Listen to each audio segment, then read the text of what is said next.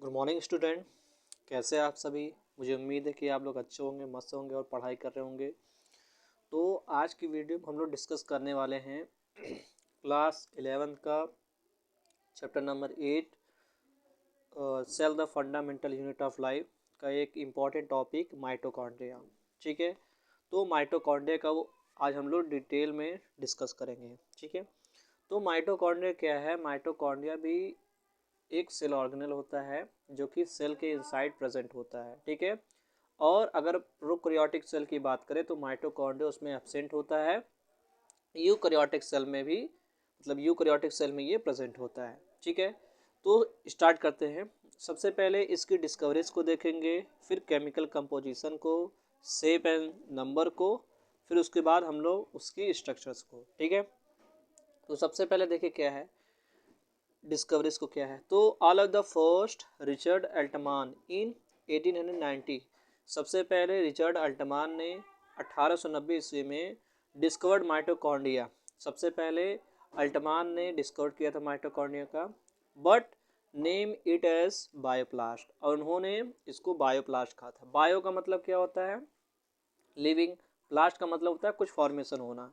ठीक है, it was Charles Benda इन 1897 वो gave the name of mitochondria. तो चार्ल्स बेंडा ने 1897 में इसका नाम माइटोकॉन्ड्रिया कर दिया, मतलब माइटोकॉन्ड्रिया नाम दिया। माइटो का मतलब होता है स्ट्रक्चर्स, कॉन्ड्रियन का मतलब धागेनुमा। ठीक है, तो धागेनुमा स्ट्रक्चर्स इसका होता है to them. These were discovered in plant nymphaea by Muse. इसको निम्फिया प्लांट में म्यूज ने डिस्कवर किया। And these are found in all cell except prokaryotic cell and RBC.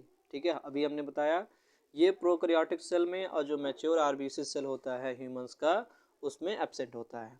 And these are unique organelles as they are found by binary fission and contain their own DNA.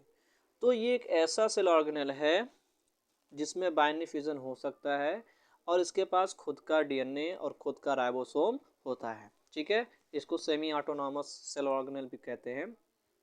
Anyway, next topic discuss करते हैं हम लोग chemical composition. ठीक है, chemical composition क्या है। Mitochondria consist of 70% proteins, dry weight 25 to 30% lipids, and among lipid 90% are phospholipid. The rest 10% includes carotenoids, cholesterol, vitamin E, and etc.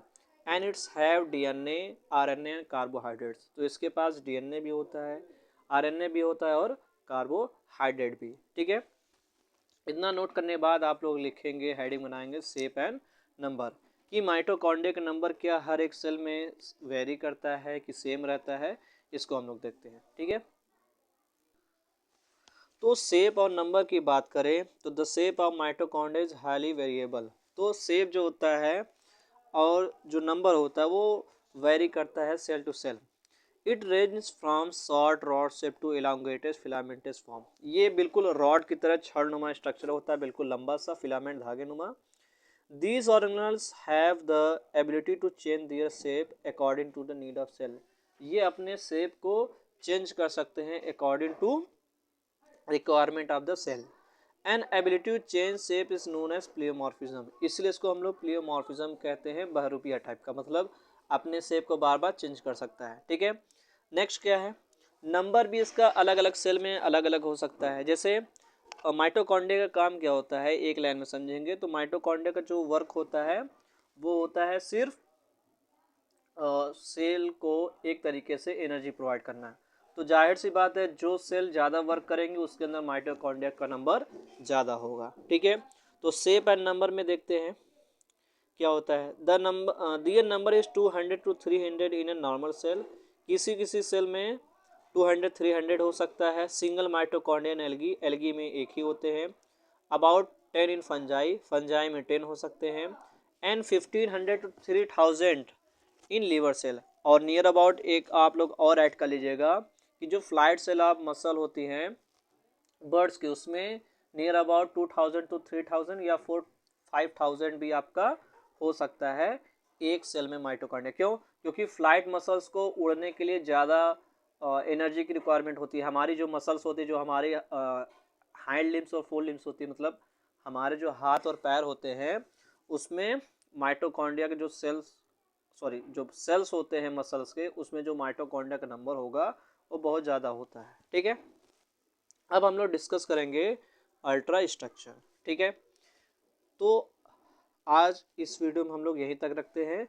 Next video में हम लोग डिस्कस करेंगे अल्ट्रा स्ट्रक्चर को। तब तक के लिए अपना बहुत ध्यान रखिए और पढ़ाई करते रहिए। ठीक है, थैंक यू।